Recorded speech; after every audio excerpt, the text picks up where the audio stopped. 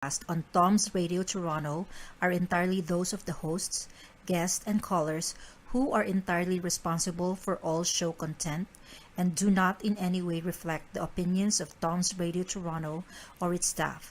These broadcasts are presented and made public as entertainment and general information only, in the hope that they will be entertaining and informative to listeners.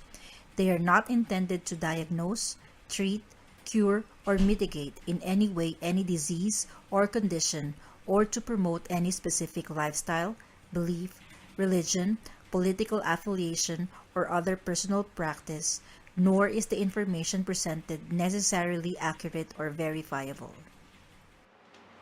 Good afternoon, Toronto. And of course, mabuhay ang lahat ng Pilipino anywhere in the world na inaabot po ng ating TOMz Radio Toronto. My name is Ramon the Tall, and of course you call me Mon the Tall from the province of Nueva Ecija, Philippines, and I have today in our open forum one of the five running for councillor in the much contested Ward 8, which is Eglinton and Lawrence here in the city of Toronto. Of course, we have to introduce to you the one and only Mr. Philip Davidovich. Hello, Philip.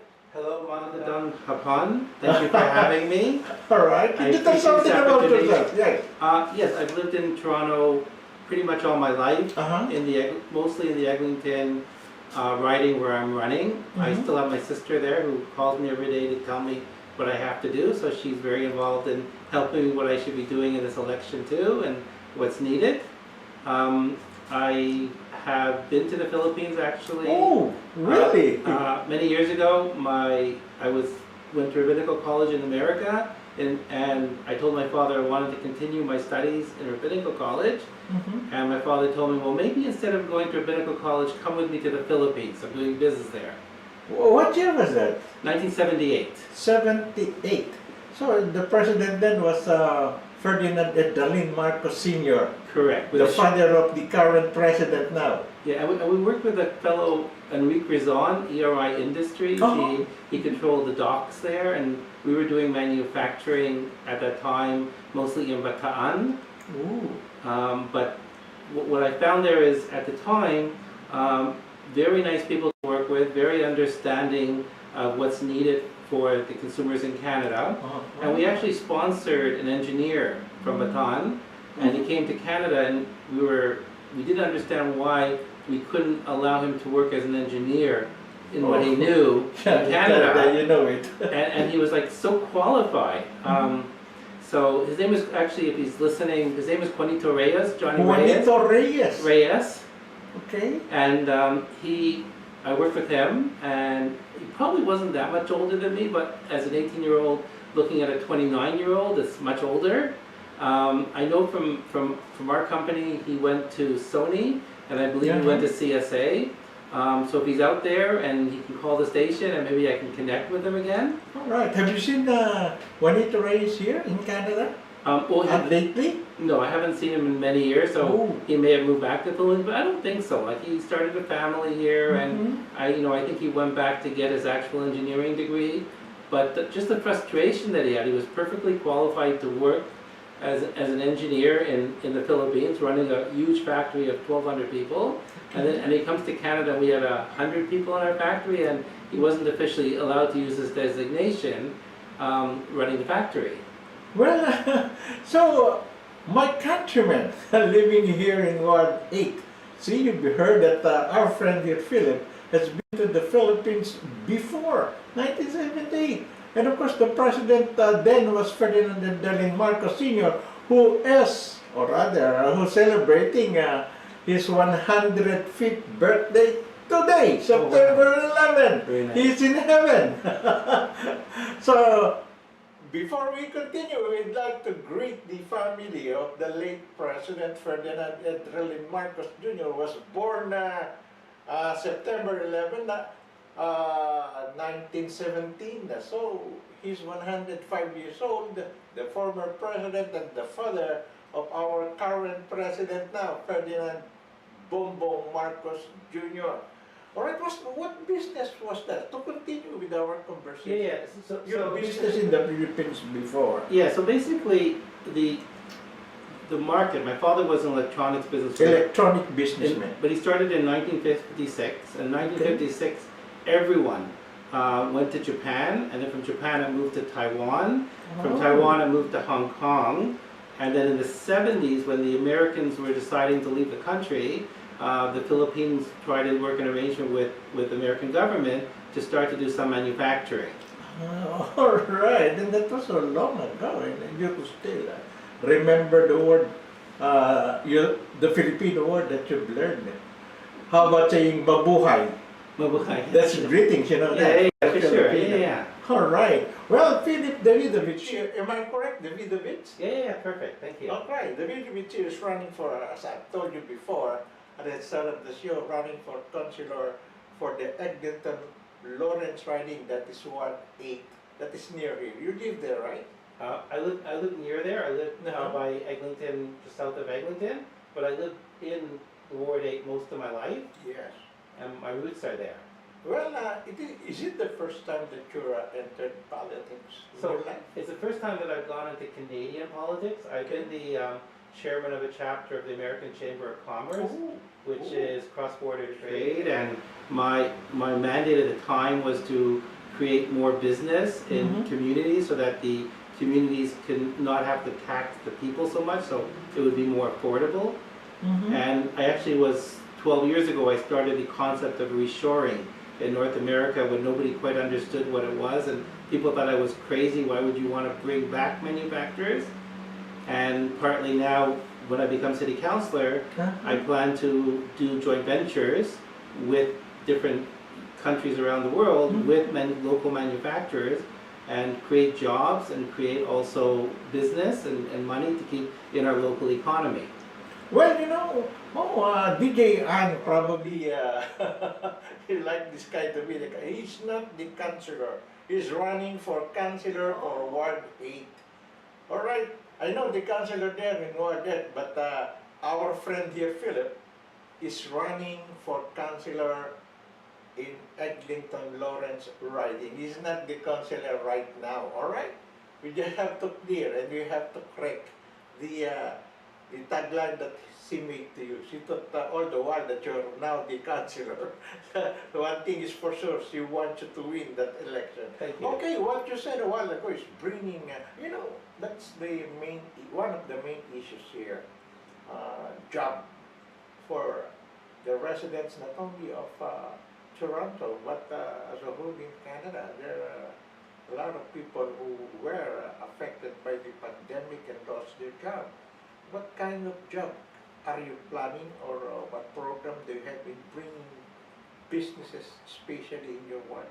Well, specifically in my ward, we do have some industrial areas, and I'm talking already to some of the business people in that area that are interested in making their business more of a manufacturing business Manufacturing. as opposed to a wholesale distribution. And basically, if you have the right machinery, you can be very competitive, and there's no reason why today we shouldn't have the most advanced machinery in our plant. And if you look at what the provincial government's doing, is they're giving to these billion-dollar car companies and other multi-billion-dollar corporations all these incentives. If we can allow for small business the same basis for the incentives like they're allowing for the big, huge, multi-billion-dollar corporations, the small people should be able to compete very nicely on the world market. Well, of course, you've been into business before, your family, your father, you, electronics, that was your business before. Since you want to give more jobs to your people there in Eglinton, Lawrence, would it be all construction or whatever jobs available for these jobless citizens of Canada? Well, there's a few issues there. I mean, the issue is number one, jobs. Yes. The issue is allowing the people who are allowed to work on a specific designation in their home countries to fast track. They should be allowed to work under the same designation in the local country. So if, let's say, I travel to New York or Hungary for matter, and I take travel insurance, and I need to go to a Hungarian hospital, the travel insurance allows that doctor to treat me. Why can't that same Hungarian doctor who comes to Canada be allowed to treat me here in Canada? But we know for a fact that Immigration Canada here could not just accept engineers, nurses, doctors, and give them the same kind of job they have been doing in their country. You know it, right? And the question is, why not? Like, why do they feel That's that? what I am asking, Yes. What are you going to do about it? So I'm hoping to, on a case-by-case basis, Mhm. they will not allow a total blank cart that anyone Yes. can do it. But if you're doing a specific job creation in a certain place and you can show the return of the amount of jobs versus the amount of income, and you need a special, like designation for engineer, Mhm. they're allowed to give those type of engineering degrees, specialty degrees, because they give, all these billionaires. The university's Rotman School of Business will give you a honorary PhD. These people who are able to be knowledgeable to run a factory should be allowed to have the same designation, or at least make the same income as if they would be in their home country. So you would be having a hard time here, and probably the connection between the mayor and the federal government, the immigration, that probably allows this provincial to come to Canada and perform their duties as designated, as what you are trying to do here, especially in your work. If he is an engineer, let's say in the Philippines, and you get him to work here, and he could do the same job that he's performing in the Philippines here in Canada. That needs to be approved by the immigration laws, right? And it's worse than that. And as we can import products based on his standard as the engineer in China, but the same engineer who's manufacturing in China cannot work and manufacture the product here under the designation. So definitely but my main part is, this is a complicated situation. Yes, very. It didn't start in a day, it's not going to be fixed in a day. Mm-hmm. I need to right away, and I've been talking to the provincial government of setting up the manufacturing based on allowing, even like with PSWs. A PSW here Mm-hmm. maybe experience, equivalency to make $40 an hour in the Philippines. They come here, they don't allow their designation, they're only making $16. Correct. So That's the provincial basic salary, right? $16 per hour. But the reality is their qualification qualifies them probably for $28 correct. to $30 an hour. Correct. So what I'm proposing, specifically in the healthcare area, is with the Ford government allowing now funding to outsource different medical services, Ooh. specifically for care for Care, elderly. Yeah. No, for elderly, for hospitals. Oh, yeah. Correct. And also urgent care. Mm-hmm. If we can take some of those medical staff that that are living locally, pay them more, pay them the value, right, and let them work for us as a community, Mm-hmm. as for what they're worth, we will be able to give our community better care Yes. instead of sending them away 300 kilometers away from Toronto, Correct. because there are no local locations here. Yes, and of course, the influx of immigrants here in Canada, particularly, they want to work in the big city or rather the city of Toronto, because they will earn better than those, what you say, 300 kilometers away from Correct. the city. So you have to have a concrete program. Let's say caregivers. You started discussing about the caregivers of the PSW, what their salary here. Yeah, it's not sustainable. What they want to do is to keep the pricing at the level they want, because the caregivers will just leave that whole business. Mm-hmm. So we know for Costco, if you go to Costco, you never see them short-staffed. And the reason why they're never short-staffed is because they always pay over market. Yes, correct. And I don't want to fix the whole Ontario. I don't want to fix the whole Toronto. Mm-hmm. I only want to fix Eglinton Lawrence. Yes, you're riding. By riding. So my riding, one of the first things we're going to fix is we're going to have urgent care and hospice care available.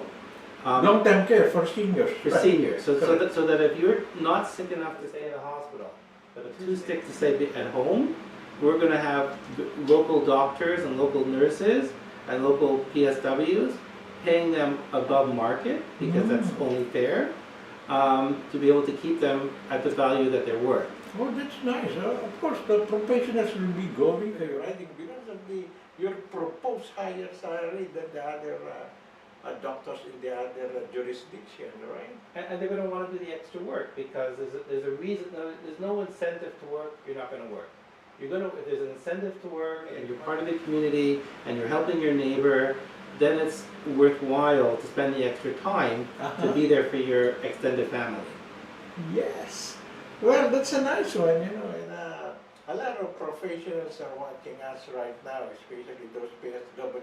You know that some PSW, let's say here from the Philippines, they are actually nurses. Yes.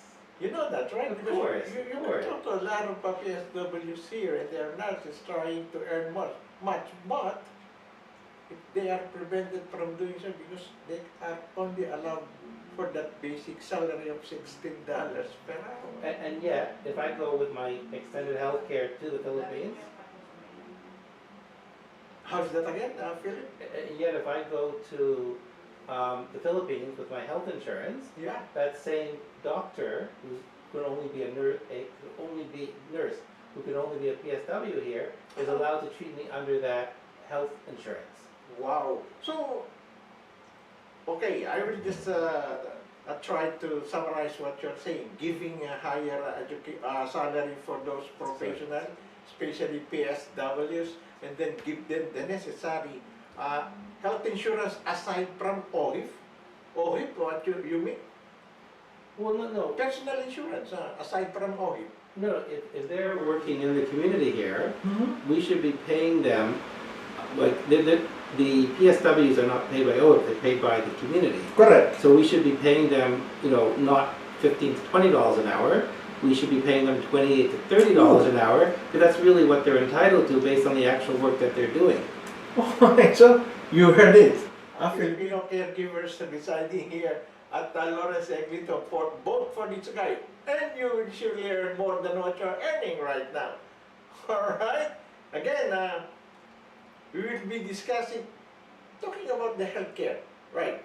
We started the conversing about what can you say now about the, of course, 2 years due to pandemic, and we started not wearing masks anywhere. Do you agree or not with the continuation of wearing face masks and injecting more vaccine, especially to the elders? What could you say about that? So one of the things that I've been working on as part of my platform, Okay. when I become counselor, is having a group of doctors working together for the community to make these individual decisions for the person. Oh, I'm not an epidemiologist. I don't have any expertise in it. okay. But we have a lot of people with experience that know what to do. But it shouldn't be just given from the federal government a one size fit all. There are people who are vulnerable that need more protection, and that's where our focus should be. And there are people that there's no freaking way they're going to get sick no matter what. Their doctor might decide differently for them, but we need to allow people's community doctor who knows them forever to be able to make So the that's the decisions for decide the them. doctors. Their own doctors, and I have a group. There's actually a WhatsApp group of doctors Okay. that they're talking about it off the record all the time, and what to do for the community. And I'd like that to be more active afterwards. That if we have decisions based on what's coming out, if it's going to be a flu or a vaccine, Yeah. let the doctors who know what they're talking about make these decisions for us in the community. No more mandatory vaccination. Well, whatever they decide. I don't think. I The don't know. patients, the doctors, who knows? They know from me. Now, my doctor, Okay. I have one doctor I went to high school with, and I would come and visit him. And let's say I was sick, and 3 of my other friends that also went to high school were sick, and we came to see him. And I would say, Abi, Dr. Diamond, I'm coming to see you because, you don't have to come to see us. We're coming to see you. He said, Phil, you're paying me to see me, but he explained to me, Phil, I know you. I know you as a kid. I know you as an adult. I know what's real by you. I know what's not real by me. I know what's psychosomatic. He's my expert. He should be the one telling me what So I let need the or I don't. doctors, the expert, to decide on this. For right? me. For you. It is not your program now. The professional doctors decide if you people there will have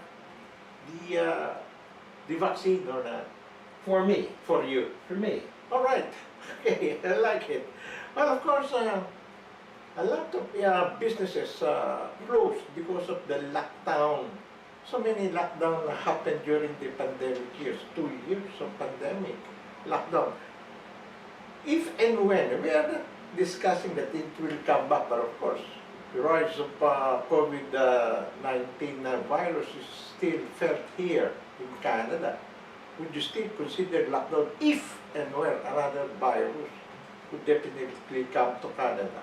So that's a really good question. And I want to maybe perhaps expand on that a little bit more. Okay, go on. So I don't understand why the governments give big money to rebuild all the big billion-dollar corporations. They don't apply the same standard for these stores that have been around for 50 to 60 years to help them rebuild. So that part I can get involved in is whatever standard the governments are giving to the billion-dollar corporations to help rebuild them. Let's allow the people who are on Eglinton and Caledonia the same standard, because a lot of these independent retailers, it's never happened before. This is a new thing that we had to lock down the world. Okay. But so it's not their fault, and a lot of them are carrying incredible debt. They don't want, they have their pride. We shouldn't be forcing them to carry all this credit card debt and bank debt. We should be able to help them the same way we already have a platform to help the big corporations. We should have a similar platform for the small and business corporations. But as far as going forward, again I say, it's not a one-size-fits-all, and we need to see what the doctors and the professionals, understanding they learned a lot the last 2 years, feel on an individual basis, and also who are the most vulnerable. Like, you can't say that a 95-year-old woman with diabetes should be living in the same freedoms as a 20-year-old college person. Like I'm not a doctor, I can't make those decisions. I just don't understand, why you would want the same restrictions equally for both. Correct. That's nice. Okay, I will be asking you one question before we take a break. How would you help those small and medium entrepreneurs after suffering from losses in the last 2 years? Okay, we will be coming back after some words from our friends and to talk further about his plans and programs for Ward 8 to Mr. Philip Davidovich. We'll be back shortly. Take it away, DJR. Mga kababayan, pwede na magpadala ng pera online to the Philippines gamit ang iRemit X. It's safe, secure, and hassle-free. Download the app from the Google or App Store and register for free. You can also visit our branches in Toronto, Calgary, and Vancouver. Or Google us at www.iremitx.com for more information. Huwag nang ipagpabukas pa. Download na!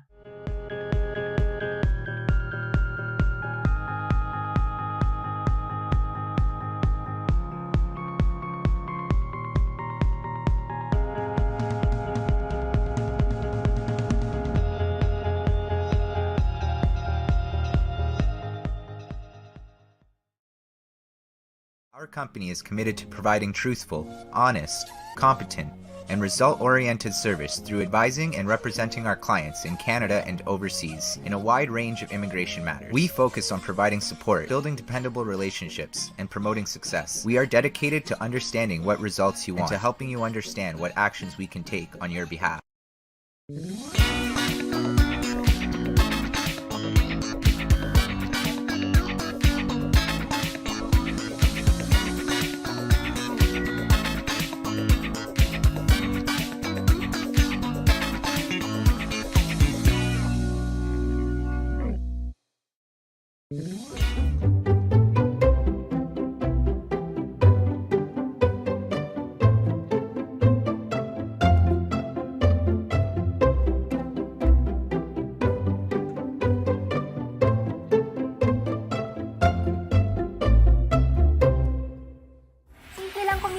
nasa bahay ka lang gamit ang iyong Show My King online franchise business. Step 1, you post. Step 2, we deliver. Step 3, you earn.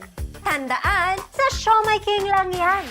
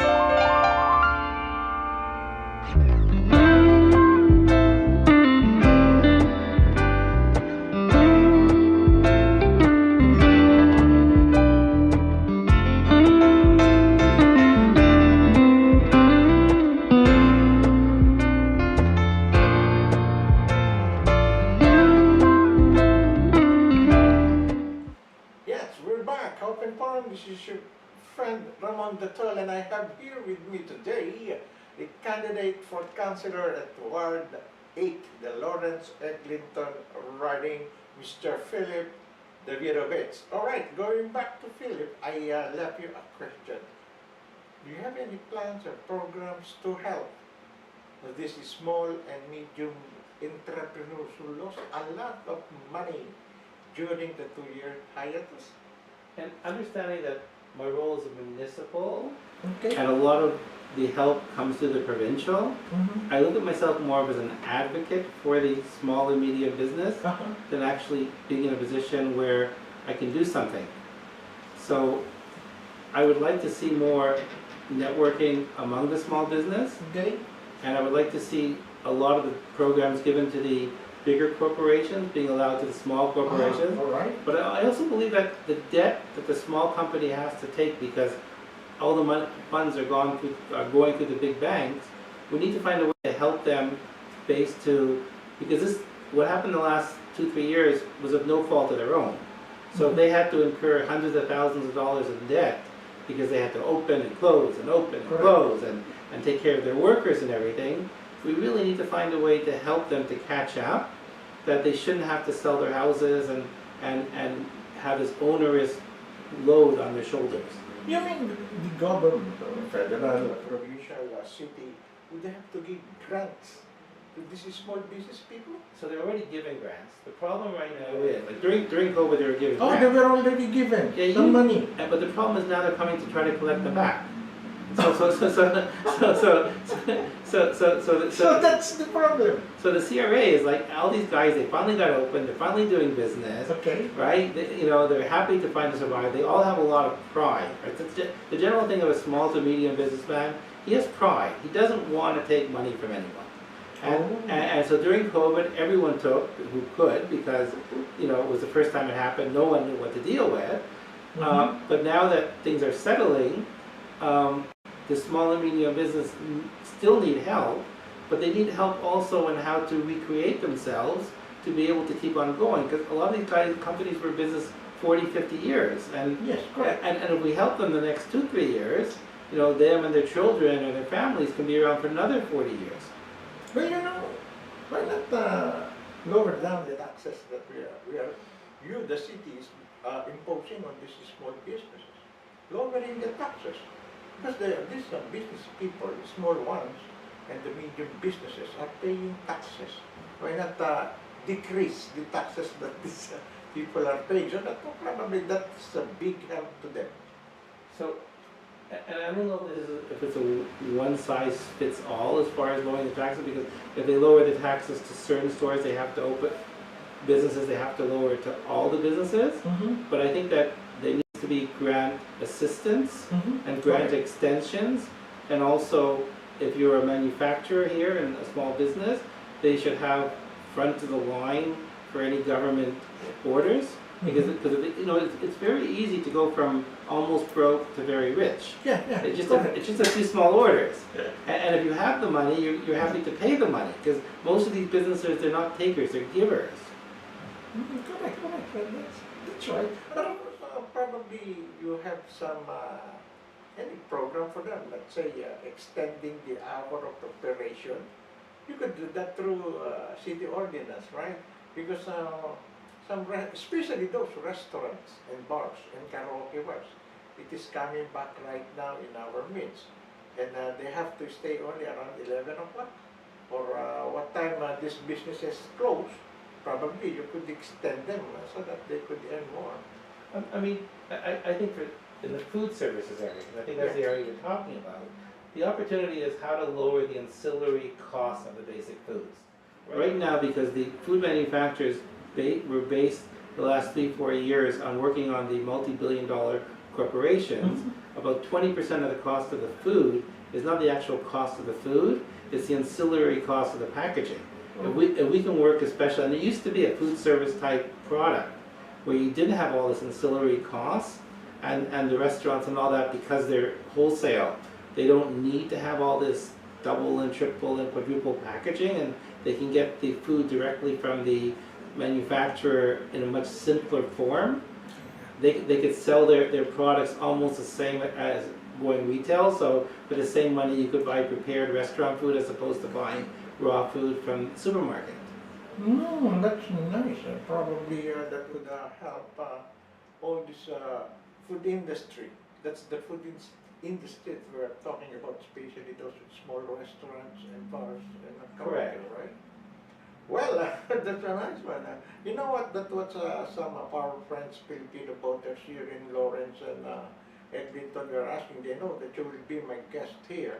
They read it in our Facebook page that they are saying, Mr. Philip, we are going to vote him if he could answer some of our needs. That's, the Filipinos here, they are all around here. And talking about that, some of them do not have their own houses or apartments to live by. They're just renting. And one of the biggest problems here in Toronto is the apartment rental. And of course, some homelessness issues. Homelessness that I'm talking about, because winter is coming and there are a lot of vagrants living on the street.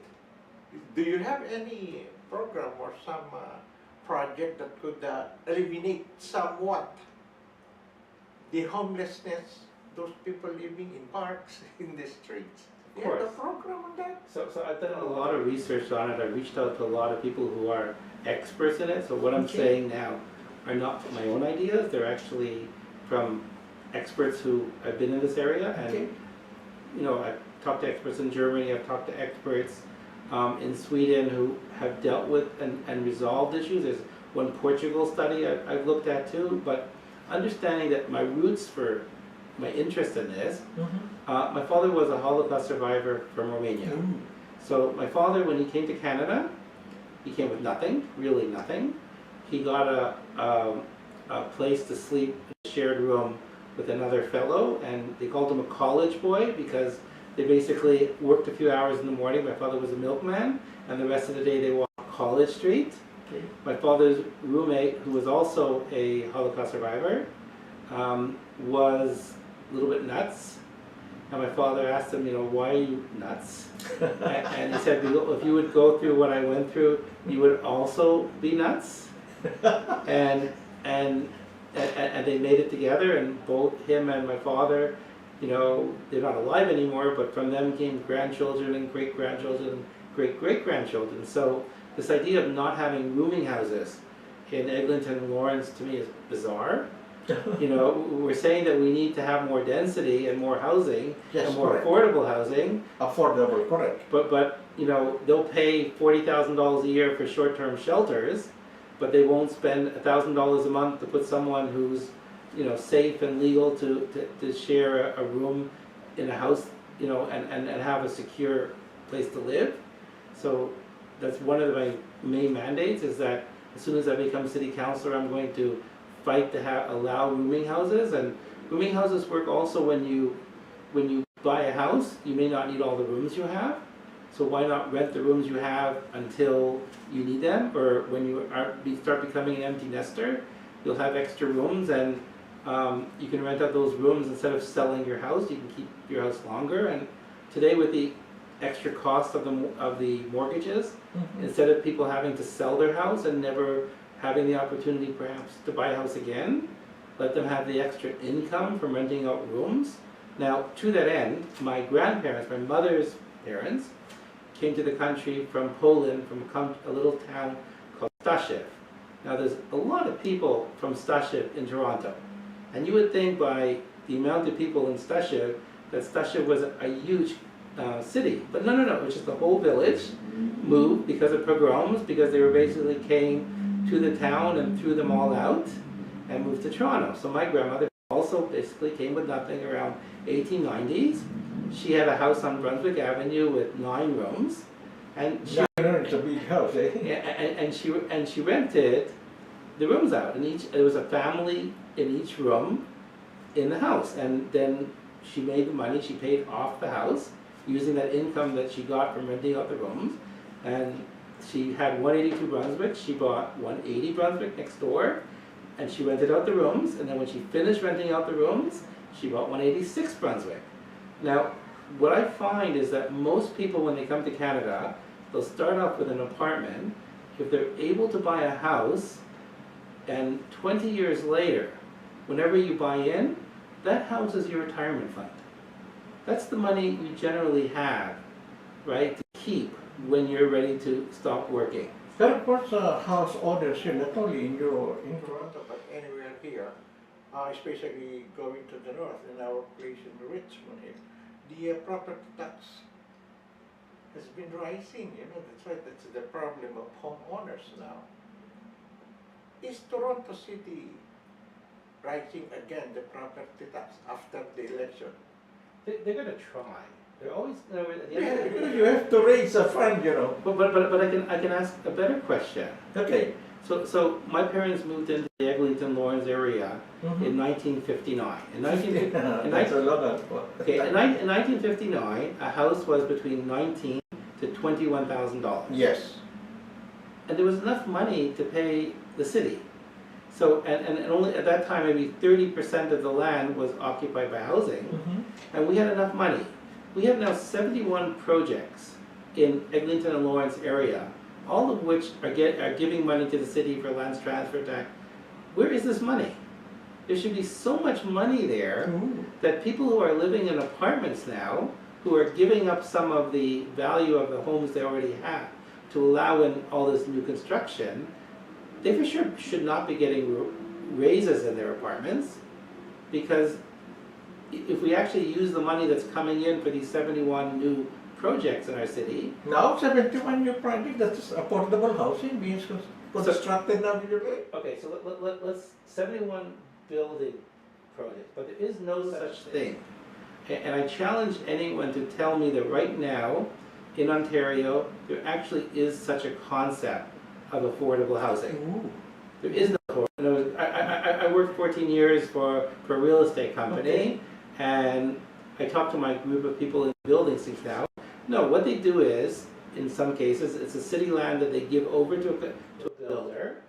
So the builder has to build it at whatever it costs for the builder. Yes, correct. And they ask the builder that a percentage of the homes there, right, just a percentage, that they should give it affordably at a discount.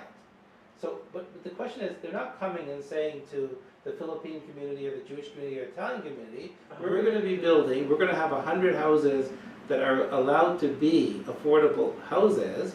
Do you need some of them for your community? No. No, it doesn't work that way. They have, and I'm willing to bet you that if you look at the people moving in there, they're all different self-interest groups, either the builders' workers or, that they still fit into the criteria, because the criteria of having affordable housing, I think, is if you make less than $60,000 a year, you're entitled. It depends on your income, Okay, so my question to you is, how many people who live in apartment buildings presently in the Philippine community could should be asking for affordable housing based on that standard. And if we do that way, and we say that any person who is entitled to affordable housing should get a government certificate to allow them to find a rental for affordable housing, and whatever it's back, $400, $600 a month, Yes. the back, they should get it. That's affordable housing. That's an opportunity for people who want to work in the area, who are working in the area, who are not making, enough income to pay for the $1,500 a month for a bachelor, right? To be able to live in this area. But affordable housing is not building a new building, letting a builder take over government land, and the builder is saying, I'm going to give you a few apartments, but I already know who I'm going to give them to. The builders, of course, they would be saying it to the right people who could pay to recoup their expenses for the building, right? The criteria of a homeless or rather affordable housing scheme by the government is not being followed because the builders give it first to their employees, as what you said, giving them to their friends and close probably relatives who wants to own it. It is a new building actually, but supposedly for the homeless or rather those earning not much for a year, you say.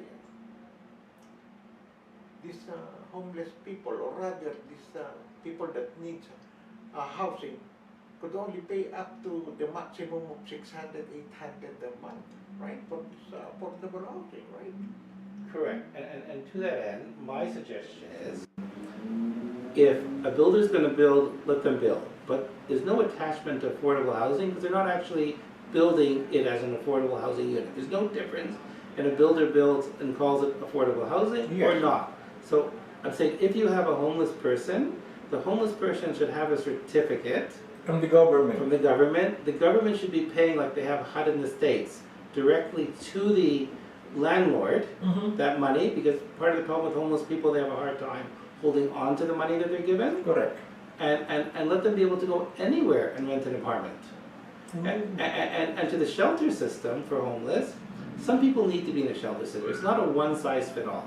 You even have some people who need to live outdoors. You can't say that every single person is going to be taken care of in the same way, right? But you, again, I say, go back to the doctors who knows the patient, who knows what's in their best interest, who we have, we have these private firms or not-for-profit firms that are experts in knowing what is the best situation. Allow them to go into a rooming house. Why can't I just came this morning, I delivered food to a woman that she doesn't have enough food, and she's stuck in a situation where she's living with a guy because the bachelor apartment is $1,500 a month, right? And the only way that she could afford the apartment is she shares with him. Yeah. But she'd be much Yeah, happier. right. But she'd be much happier being in a rooming house with a family, paying $750 a month, and the government may be subsidizing, and not having to be in such a terrible situation. Well, I one time I talked to somebody, homeless, somebody who, a vagrant, let's say, and during winter he said that he's sleeping, the walkway or sometimes a place where there is heating. Vents. The vents. Well, I told him, why not proceed to the shelter? The city of Toronto have different home shelter for homeless. And you know what he told me? It's a man.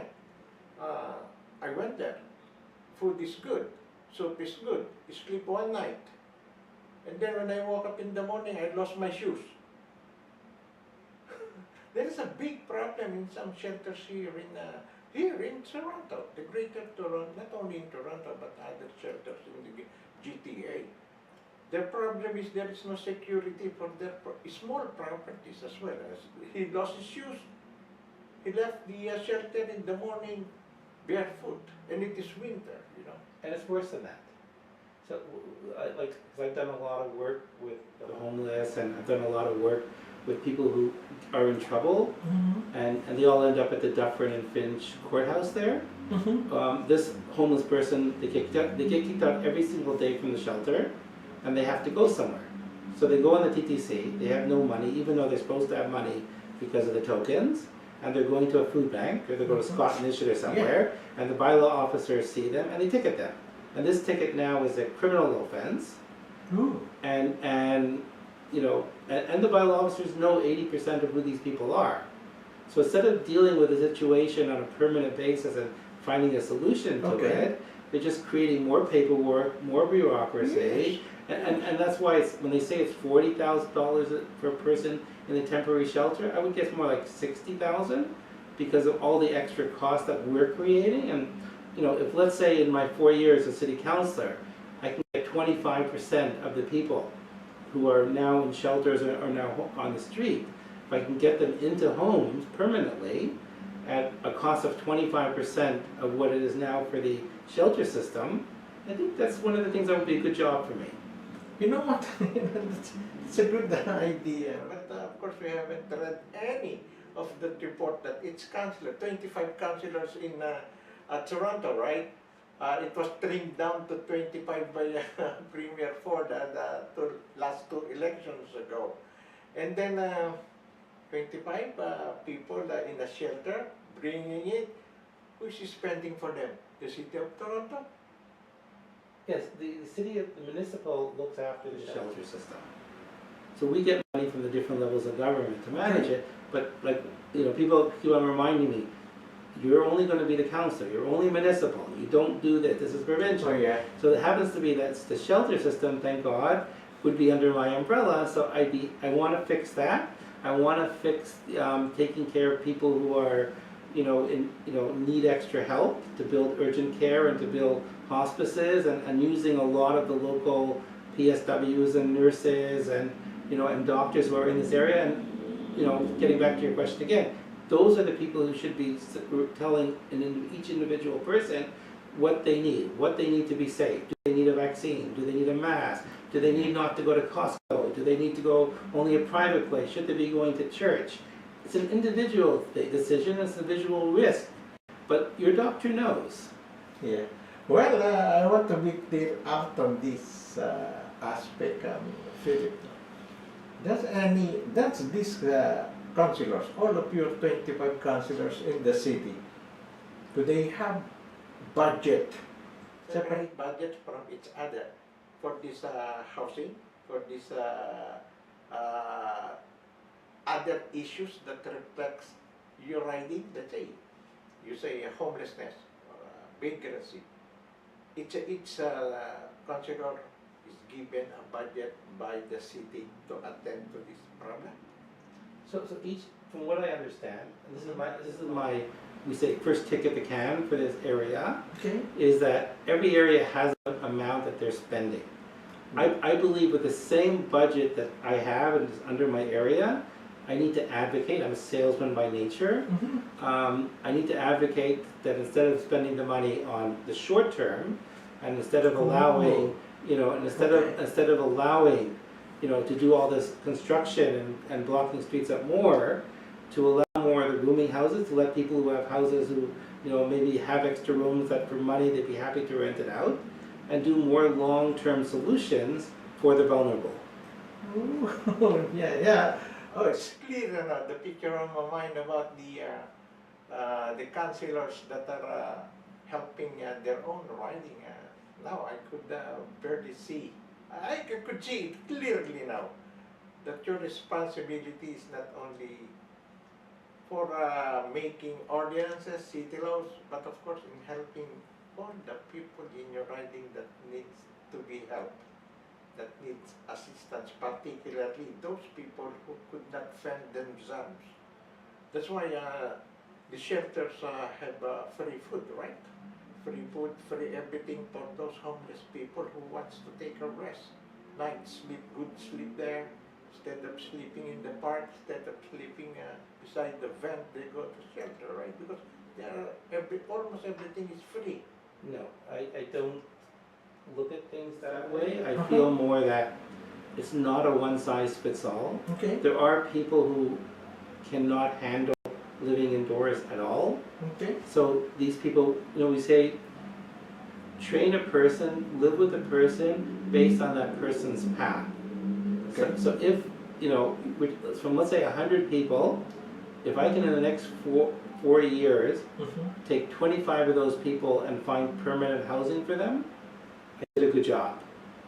And if I can, 25 people who need to sleep outdoors, if I can find a safe place for them and a safe balance where they're not going to be scared because of the different issues, I would do a good job. How would you do that?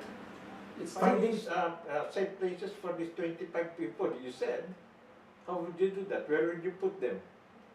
you know, Are you going to construct a permanent housing for these people? You said. no, I don't believe in constructing in our Lawrence Eglinton any more new housing. I believe in having a community center. Oh, I don't understand why. I'm sorry, I talk straight. One thing It's about okay, me, it's okay. one thing about me, I talk straight. I don't understand why we can have a whole new complex on Wilson Avenue and Lawrence and on Eglinton, but we don't have a Filipino community center, Correct. which will have urgent care, which will have culture, right? The city land should be done for the people living in the city. We badly need that here. Yeah. Not only in Ward 8, but in Ward 6 as well. Okay, so I can speak for Ward 6. If I could set up in the lands at Lawrence by Lawrence Square, if they want to build more expensive high-end condos, if I can integrate a community center specific on the Filipinos with urgent care, with hospice care, with the arts, with a marketplace that people can every week show something different, I think that I would have accomplished something. Well, yes, probably. If you could help the Filipino community, we have a lot of leaders that we know. But the only Filipino center that we have existing right now is in Scarborough. In Vaughan too, I think you have now. Oh, I don't think so, because when you said it is a Filipino center where even healthcare is Yeah. present there, I can think of any Filipino center that tends to all the needs of some Filipinos that needs help here. And I think Dr. DeVilla is involved in that one. Yes, I know. Right, so I would love to work with Dr. DeVilla. She's a brilliant person, Yes. and let her help us build a community center based on that model. Because I've been at that place in Scarborough, and I see what she does and how she manages it and helps there. I think her parents live around there as well. Yes, I think the Filipino center in Toronto, FCT, they are not trying to make some adjustment to really make it a community center for the needy Filipinos here. Correct. And probably with the assistance of councillors to be elected like you, Yes, we thank need you. some councillors that will attend assistance, and not only for us Filipinos, because I know a lot of people. I'm driving a lot here. Our producer Cecil Araneta, we go around here and find there are some people, Filipinos, whites, others, they are begging for alms in the street while traffic is off and not moving. And I'm talking to one of them. Why are you here? Because I need help. I don't have money. I don't have home. I don't have food. But I talked to one expert. Some vagrant, those people that beg for some money, 25, 50, and then some of them are not really that poor. They are living in some place where they have their home. So the challenge is, who do you have to help? Yes, And how much do you that's have the to help? challenge. Correct, you are right. Right? So understanding that, I have this doctor in Toronto that says that the older I get, the more I appreciate the wisdom of the Bible. Oh. And in the Bible it says clearly, you're going to come to a land and people are going to need stuff and they're going to ask you. It doesn't ever say if someone asks you, you need to question the fact if they need. Yeah. So when someone asks me, I say, you know what? Let them steal from me, but you know what? It's my responsibility from what I learned to give them something. But most people, I have heard some of the saying from my friends, especially one retired General Philippine Police now residing in the States, General Chris Maralit, when he told me, Ramon, pare, Mon, beggars cannot be choosy. Right? Right. Whatever you give to a beggar, he will accept it. That's what the people all over the world, some of them wants to help them, but they're not equipped enough with all the needs to give them this help. That's why some beggars, whatever they give, you give a beggar, they will accept it. Even not knowing if it is food, is it Correct. poisonous or what, 5 cents, $1. How would you know that this beggar is really aware? That's what you are saying. But I'm saying even more than that. But I have children. I have grandchildren. They don't need anything from me. They have everything. But they still want me to give them something. Because that makes them feel loved. Yes, that's love, of course. And so I feel also that when you're giving something to someone you see, it's not the value of what you're giving them. Correct. It's showing them that you recognize that they're alive and they're a person and they're God's creation, and you're connected to them. Yes, and because people, everyone created by somebody up there has some soft spots in their hearts. Correct. And some says it's charity, begins from your soul. Correct. Correct, all right. That's a nice one, Philip. Of course, we will be having another break, but we will be discussing when we return the crimes here in Toronto, not only in Toronto, but in the whole greater Toronto area in Canada. And do you favor gun control, and how would you do it when we come back after some words from our friends? Take it away, DJ Yan. Mga kababayan, pwede na magpadala ng pera online to the Philippines gamit ang iRemit X. It's safe, secure, and hassle-free. Download the app from the Google or App Store and register for free. You can also visit our branches in Toronto, Calgary, and Vancouver, or Google us at www.iremitx.com for more information. Huwag nang ipagpabukas pa. Download na!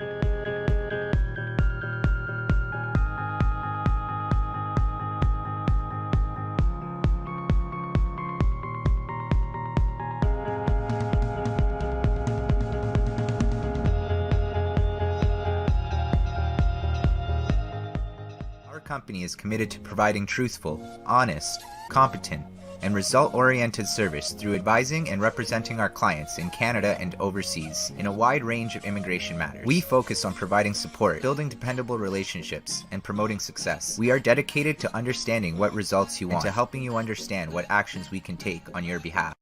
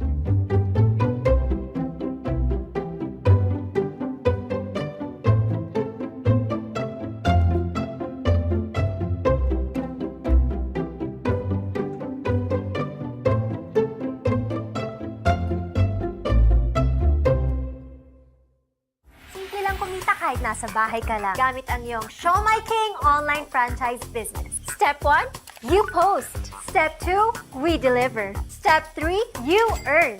Tandaan, sa Show My King lang yan.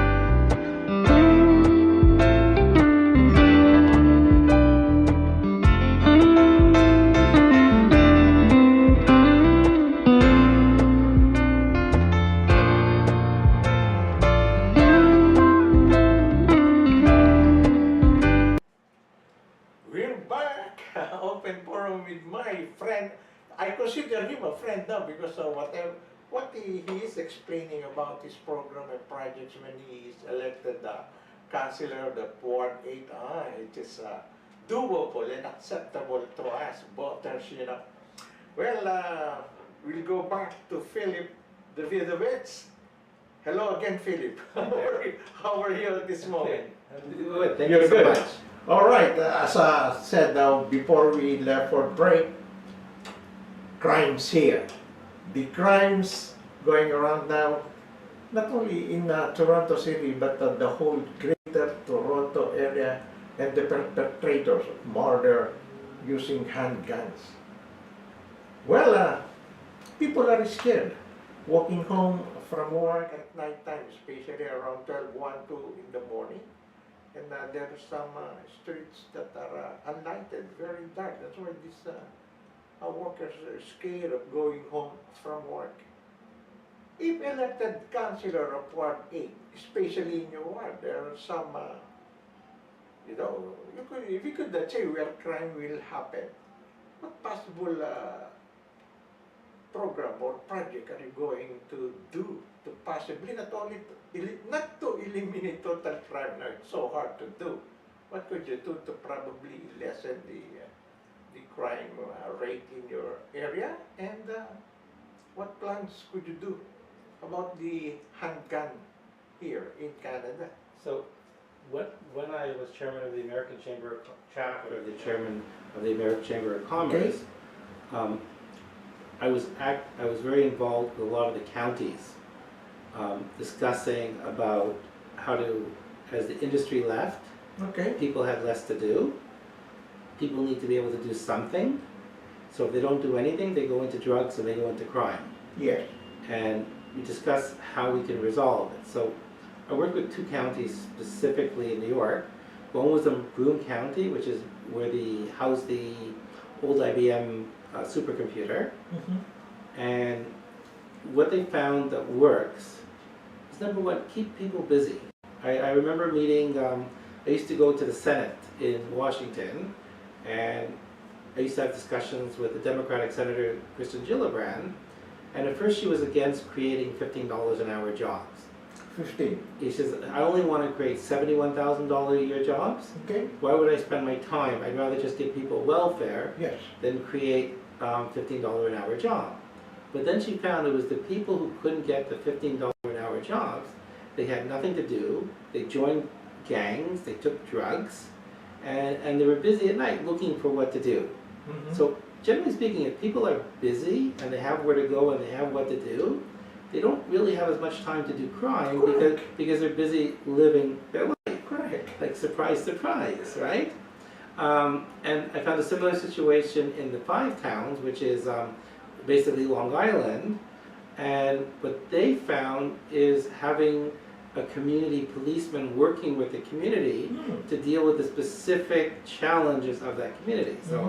So I mean, there was in Lawrence, New York, which is one of the 5 towns, there was a fellow, Sergeant Adam, who's a Jewish policeman, and there was a lot of crime in the community which they didn't want to, advertise, and he would find resolutions in a nice, quiet, professional way to deal with the community. One of the situations that I want to do is I want to change the dynamics of the police force, and why should we have a Filipino officer working with the Filipino community, targeting where the crimes are happening, and figuring out how to resolve it, whether it's lighting, whether it's 1 o'clock, 2 o'clock in the morning. These people who are causing the crimes are coming from somewhere. Correct. So it's very important that we reset from the lockdown days when we felt the police were there to control us and keep us, and not so much protect us as to follow the directions what they were told from the government, that they should now be here to serve and protect us, to be here not so much to ticket us and to see what we're doing wrong, but they should be our partners again, that we should have the total respect for them, that we know if our child is on the street and he's afraid of somebody, that he can walk over to a policeman and the policeman will see how to help him. And that is the main purpose of existence. Serve and protect. Serve and protect, yeah. Correct. And I think that, in some ways that, because a lot of I think they call them the white shirts in the police force, they're political positions, they're not necessarily, the police positions. So I believe that the white shirt political positions should be people who represent the different parts of the community, and, if we need to do lighting, we should find the budget in certain areas for lighting. Yes. And the other part, I want to go one step further because I've spent a lot of time on this, Okay. is on the TTC and public transit. The bylaw officers, I feel, should be focused on also serving and protecting, and not so much on enforcement of what they're supposed to be doing, intimidation. Because the people who are not paying the fares, 95%, they already know who those people are. So they don't really need to spend time. They either need to actually deal with the situation, or just say, forget it, we can live with 1 or 2% people not paying, and leave it alone. But we definitely need enforcement, and we also need, from when you leave the subway, there's certain areas and streets you go out of, which they're dark and narrow, and we know where the crime is coming from. I used to manage, be involved with the mall at Woodside Square. So Woodside Square had at one time 14-15% shrinks, people with theft stealing. But we knew where all the crime was, we knew where all the rapes were, we knew where all the things were happening. We just needed to light it and make it away, and we knew and know who these people are. I mean, if you go around Lawrence Square, if you go around Yorkdale Mall, we know where the crime is happening. We just need to deal with those target areas, see who the 1 or 2 people, because I guarantee you it's 80%, right? The same people doing the crimes all the time. So if we can resolve that and take them out of the picture, we'll be much more in a safer and more productive life. Don't you think to further control crime is the police visibility in some areas that you think crime is prevalent or crime is always exists? So one of the reasons why I decided to do this, and people ask me, like, Phil, you're going to be a perfect counselor. We just don't understand. No one is perfect. This is like meant for you. The problem is, we don't understand why you're giving up all the business pieces you're going to have to give up to do this. And but at my stage in life, you need to feel where you can do the best, to give back for the community. So I was about a month ago. I'm walking on Yonge Street, and I can send you the picture. There was this obviously homeless, mentally ill person on Yonge, just south of Bloor, on the ground. He had no clothes on. He had excrement on his body, and I couldn't find a policeman around anywhere. Yeah, that's what I'm Anyway, telling but it's worse than that. I couldn't find the policeman, so I call 911 and I say ambulance and police, and and they sort of like, they deal with the homeless. They got used to dealing with the homeless. It's nothing for them. They're not going to bother. And I called them once, twice, 3 times until they finally reacted and brought an ambulance. But for the 25 minutes I was there watching to make sure that person was taken care of, there wasn't one policeman. And then I walk up Yonge Street across to Bloor, and I see Bloor from Bay over to St. George was closed because it's in front of the mayor's house, and there was 2 people demonstrating there, just 2 people, and there was 30, and there's How many police? 37 policemen. Oh my goodness. Right? 37 between the bikes and the horses and the cars, closing off the street. So I went to the sergeant. First of all, I'm always afraid when I go to a policeman, how because they have so much power with their guns, what they can do with you. So Sergeant, please, I'm trying to be respectful. If you feel I'm not being respectful, please tell me, don't arrest me. Don't you feel this is overkill? Yeah. Because right now on Yonge Street you have this homeless fellow who, because you're 37 policemen hanging out here now, you're not taking care of the responsibility which you were given. I just could not control my... That's the ugly face of politics, Correct. And, well, I've seen that in our country, in the Philippines, but not here in Canada. You witness it. And, some A for some people who control the flow of money here in Canada, of course. Well, that's what I am suggesting ever since the time I talked to some councillors here, even the MPs and the MPPs that I've interviewed before. crime could not be prevented if there is no police visibility, especially on those areas where crimes always happen. Correct.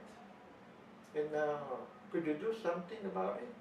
File an ordinance asking the police to probably do their thing, serve and protect. So one of the responsibilities of the city councillor is to prioritize. Correct. And I think, please correct me if I'm wrong, I think one of the challenges is I don't think the police services have ever sat down with the local communities and say, okay, what do we need to prioritize this week for your special needs and for your safety? And let's say we have 50 people from the police and the Philippine community are going to have 10 or 15 in that community that are working for them. Where do you think, unless there's an emergency we have to go to a situation, where do you feel we need to prioritize? So for me, every morning it takes me 24 minutes to drive on Eglinton from Bathurst to the Allen Road because of this nonsense with construction which they started. I always call 311 to say, why can't you have a few policemen here? Because the police place is right there, whereas a few blocks away, they're out giving tickets. So I sort of feel that, serving and protecting is not necessarily just giving out tickets.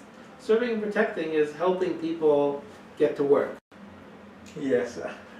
Well, I've heard some of your programs and projects, and that could help you. That could help, especially those people in need, people who sleeps in the park. Your program or your project of possibly helping 25% of this homelessness, you put them in a nice shelter or housing in a year for 100%. It's not, anyways, who could say? If you could do 100% of these people needs, building some housing for them. Anyway, and your police, I could not control myself laughing at this 37 police watching the house of the mayor, who has only 2 to 3 demonstrators, while allowing these people in the street that needs medical assistance. Anyways, I suggest that when you become a councillor, my kababayans, my countrymen, and not only my countrymen, but all the voters here in Lawrence, Eglinton, please help this man, please help Philip Davidovich to earn the win for the councillor of party. He will definitely help us. All right, and okay, before we part ways, I will let Philip speaks more on his program projects before we part ways. Okay, Philip, the microphone is yours. Tell them to vote for you. So I hope you'll support me. I hope you'll reach out to me with any further concepts or ideas where perhaps I might be missing. And I hope to meet you all in person at some point in my life or your life. And working together, we can build a nice community and build something together. So to that end, I believe my saying is Maraming Salamat. Nice one. And I appreciate it all. Thank you. Well, the election is on October 24, but you could look at the City of Toronto elections where you could register for early voting. We have early voting for the mayors and the councillors for the 25 riding. But of course, my friend here, Philip Davidovich, is running for councillor for Ward 8, Lawrence, and Eglinton. Maraming salamat, Philip. And of course, maraming salamat po sa ating producer, Cecil Areneto, is watching us right now. And Edward K. Ayan, sila mga producers natin. And of course, happy birthday, 105th birthday anniversary to former President Ferdinand Edelin Marcos Sr. na ginawa pong holiday. Sa buong Ilocos Norte is a holiday tomorrow, September 12, because Marcos' birthday fell on a Sunday. And of course, our President Ferdinand Romualdez Marcos Jr. will be celebrating his 65th birthday, September 13, 2022. Birthday ko yan kaya lang mas may edad ako ng ilang taon dyan. Bongbong Marcos has been my co-birthday, and when we were small, nakikita kami sa Malacanang because my father was working with the president before. And of course, maraming salamat po. Birthday greetings sa lahat po na nag-celebrate ngayong September. Jen Camacho is a friend who celebrated September 10. Of course, Hanilen Tan celebrated her birthday last night. Galing, 50th birthday. At sa akin pong mga kababayan sa Pilipinas, particular na sa Nueva Ecija, maraming salamat po. And to all voters of Ward 8, please help this man.